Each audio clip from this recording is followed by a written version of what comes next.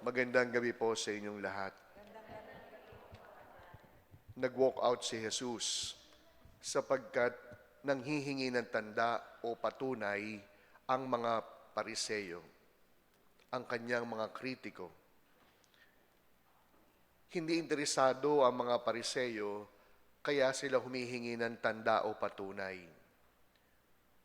Ayon sa Ebanghelyo, humihingi sila ng tanda o patunay upang masilo si Jesus, upang si Jesus ay malagay sa alanganin.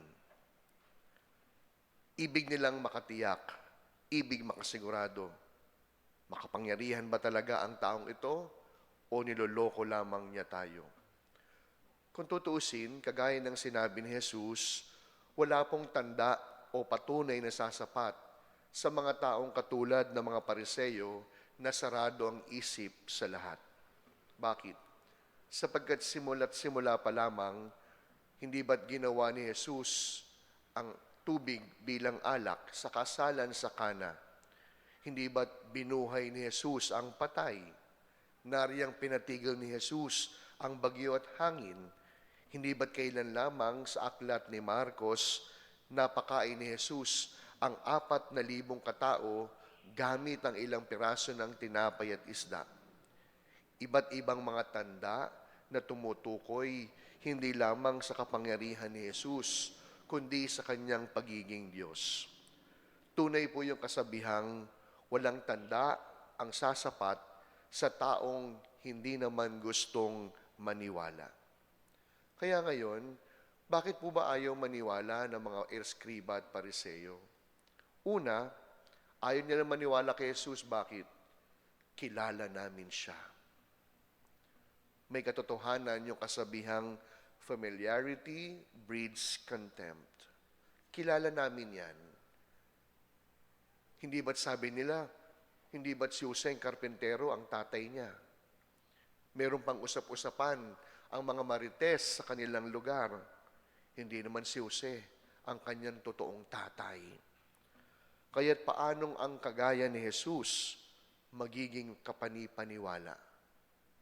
He is just an ordinary guy. He is one of us. Yun po yung dahilan kung bakit ayaw nilang maniwala kay Jesus. Hindi ba't may pagkakataon pa nga nung nagpamana si Jesus ng kanyang kapangyarihan, sa halip na maniwala, anong sabi ng kanyang mga kritiko? Yung kapangyarihan niya, galing yan sa demonyo. Galing kay Beelzebul.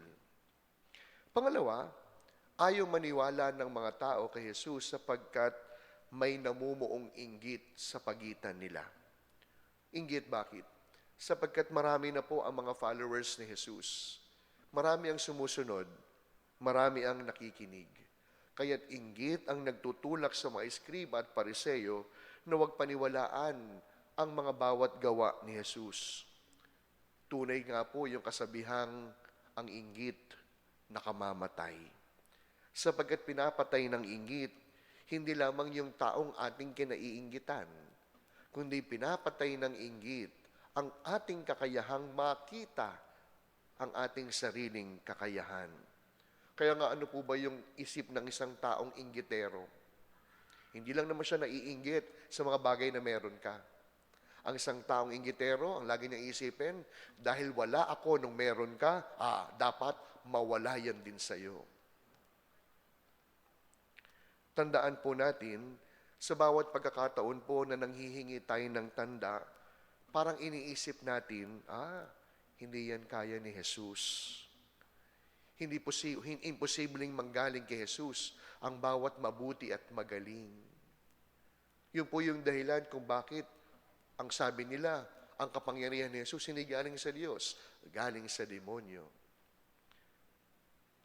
Sa pagpapatuloy po ng ating pagdiriwang, malamang sinasabi natin, kahit kailan, hindi ako naiinggit. Pero sa bawat pagkakataon po, na hinahanapan natin ng tanda, hindi lamang si Jesus, gayon din yung ating kapwa. Baka ito po yung pagkakataong kinakain tayo ng ating inggit, hindi lamang sa kapwa, kundi ang ating kakayahang huwag maniwala.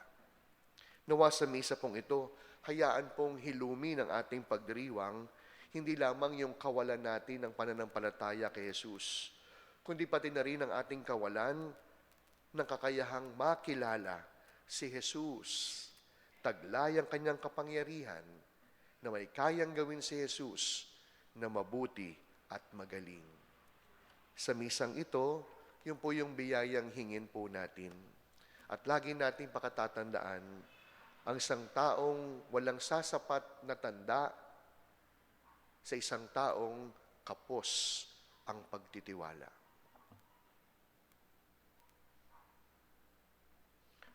Amen.